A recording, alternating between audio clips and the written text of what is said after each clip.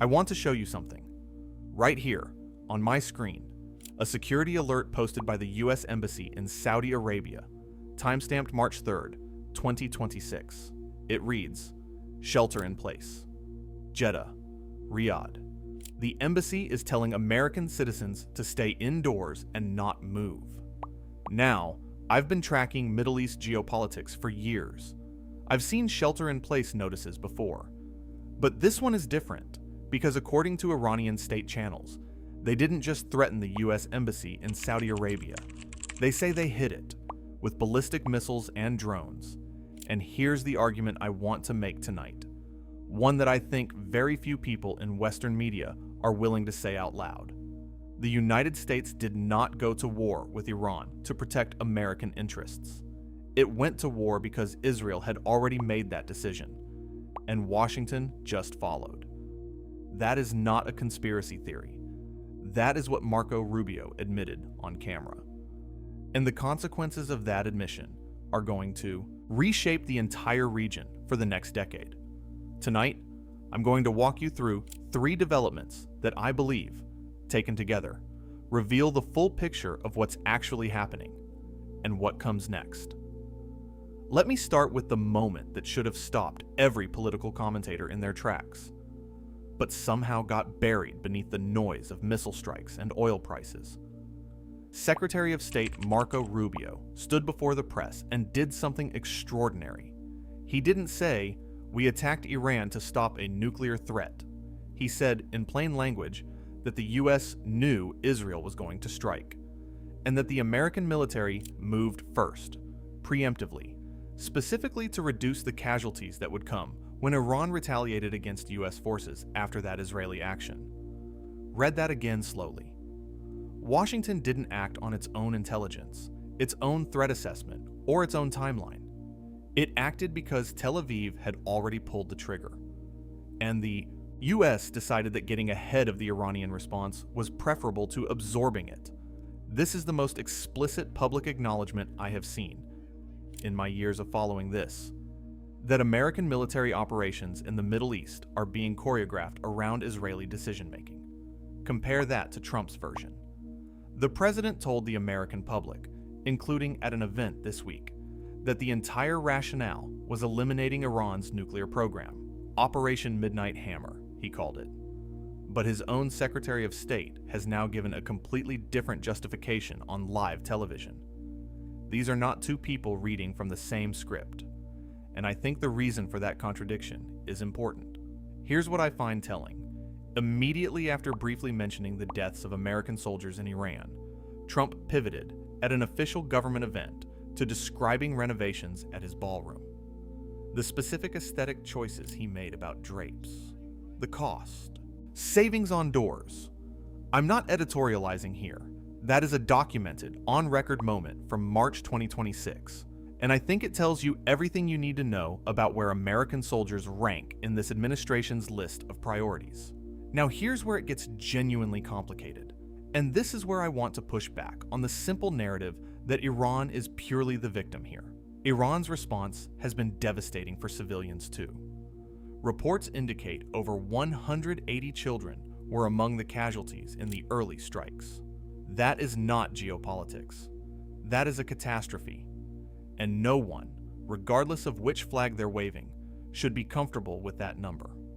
Now, and I want to be careful here because this is still developing, Tucker Carlson made a claim this week that, if verified, would be one of the most significant intelligence stories of 2026.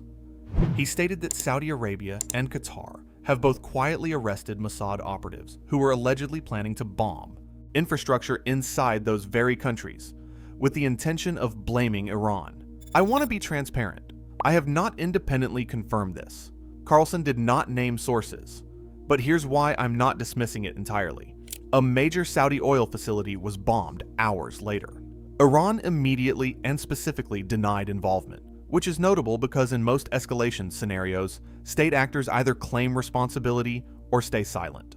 An explicit denial is unusual, and if Carlson's claim is even partially accurate, it reframes the entire regional conflict from a two-player Iran versus America standoff into something far messier, a multi-directional destabilization strategy, where the Gulf states are collateral damage, not bystanders.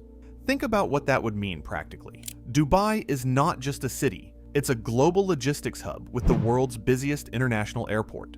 It's a $500 billion economy built on the premise of stability and safety. The moment Instagram feeds fill with smoke over Dubai Airport, that brand, built over 30 years, starts to crack. Businesses reroute, conferences cancel, capital flows elsewhere. This is not just a military story, it's an economic one, and the Gulf economies, which are deeply interlinked with Western finance, are taking real damage right now. Let me talk about something that Western audiences don't fully appreciate yet. The economic clock is ticking, and it's ticking faster than the military one. Oil was trading around $70 a barrel as recently as late February. This week, it crossed $80. That's a 14% jump in days, not weeks, driven almost entirely by Iran's partial closure of the Strait of Hormuz shipping lanes. Roughly 20% of the world's daily oil supply moves through that strait. When it slows, everyone pays. Here's the part that I think American voters haven't quite processed yet. This inflation shock will not stay in the Middle East. It will show up at US gas stations within weeks. It will compound the existing inflationary pressures that were already straining household budgets heading into Q2 2026. The administration that launched this war will own those gas prices.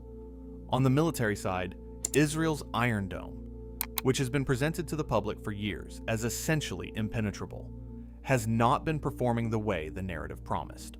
Iranian hypersonic and ballistic missiles are getting through. I'm not going to overstate this. No missile defense system stops everything. But the political mythology around Iron Dome was built on the idea that it provides near-total protection. That myth is now under serious strain.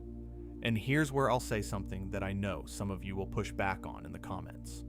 I think the US confirmation of 6 soldier deaths is the beginning of a much larger number, not the end of one. Iran claimed to have killed or wounded over 500 US personnel. Washington has confirmed 6. Those two numbers are so far apart that I think we should all be watching very carefully as the official count is updated in the days ahead. Now, I want to bring in a voice that I think deserves more attention than it's getting.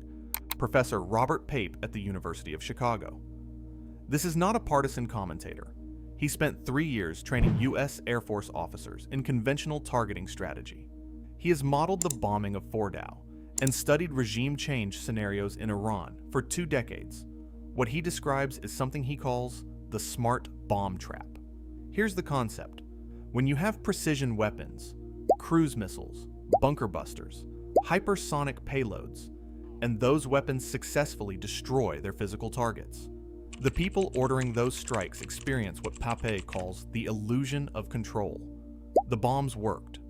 The buildings are rubble, so the logic becomes, keep going, we're winning. But, and this is the part history keeps proving, tactical success in air campaigns does not translate into strategic outcome.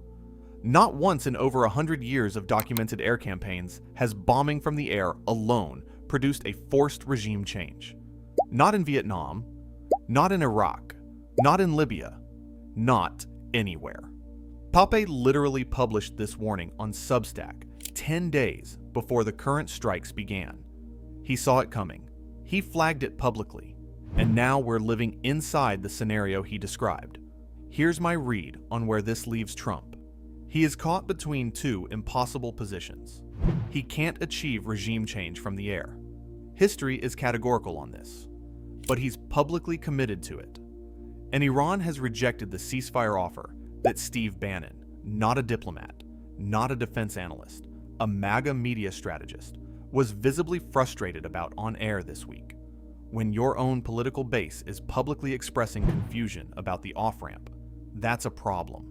Several of you asked in the comments last week, after my video on military buildup, whether I thought this would escalate into a full regional war or get contained. I said then I thought it would escalate. I'm sticking with that assessment. Here's my prediction, and I'm putting this on record now so you can hold me to it. First, The oil price will not come back down to $70 this quarter. The Hormuz slowdown combined with the Saudi facility attack has fundamentally altered short-term supply expectations. Analysts were projecting $65 to $75 for Q2. I think we're looking at $85 to $95 if the conflict holds at its current intensity. If it expands to UAE infrastructure, $100 is not off the table.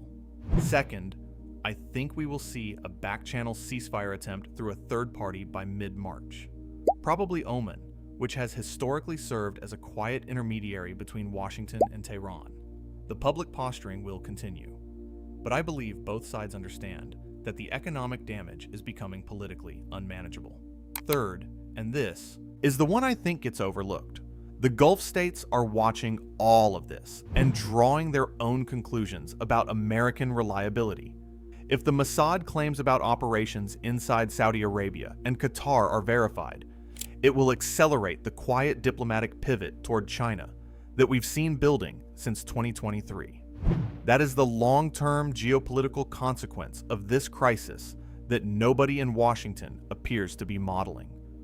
History doesn't care about good intentions, and it definitely doesn't care about ballroom renovations.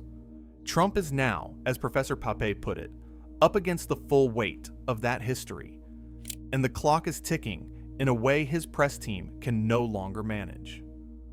I'll be updating this story as it develops, including when the confirmed casualty numbers are revised and when any ceasefire contact is made official.